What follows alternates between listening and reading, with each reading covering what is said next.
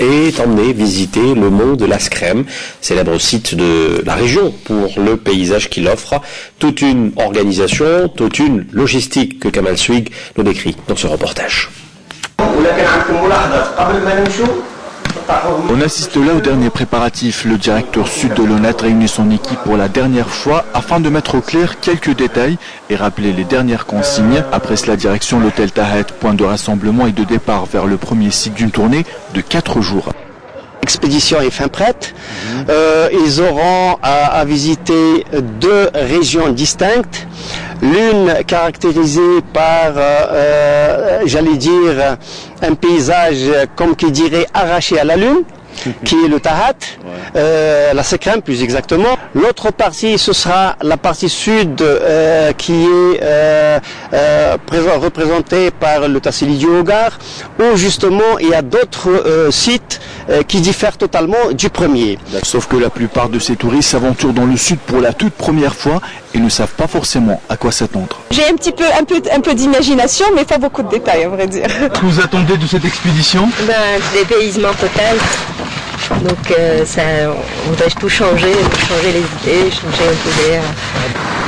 4 heures de route nous séparent désormais de Laskrem, mais après 2 heures de piste, l'équipe s'arrête à Filel pour casser la croûte, l'occasion pour ces touristes d'admirer et se familiariser avec ce nouveau paysage.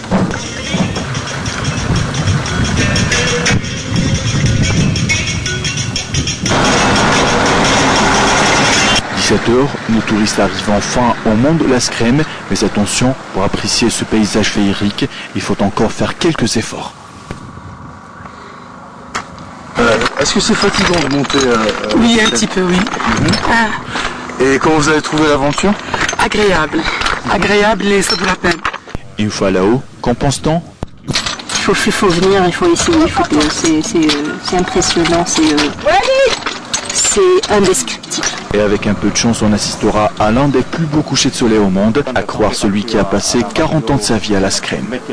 Vous avez de la chance parce qu'aujourd'hui ce sera très beau, je pense. Demain matin aussi, Inch'Allah.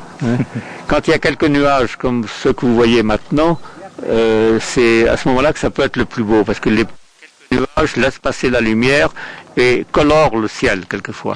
Seulement pour découvrir ce paysage féerique, il faut absolument bien se couvrir car le thermomètre descend ici jusqu'à -10 le soir. Et à présent, on vous invite à découvrir et apprécier l'un des plus beaux couchers de soleil au monde.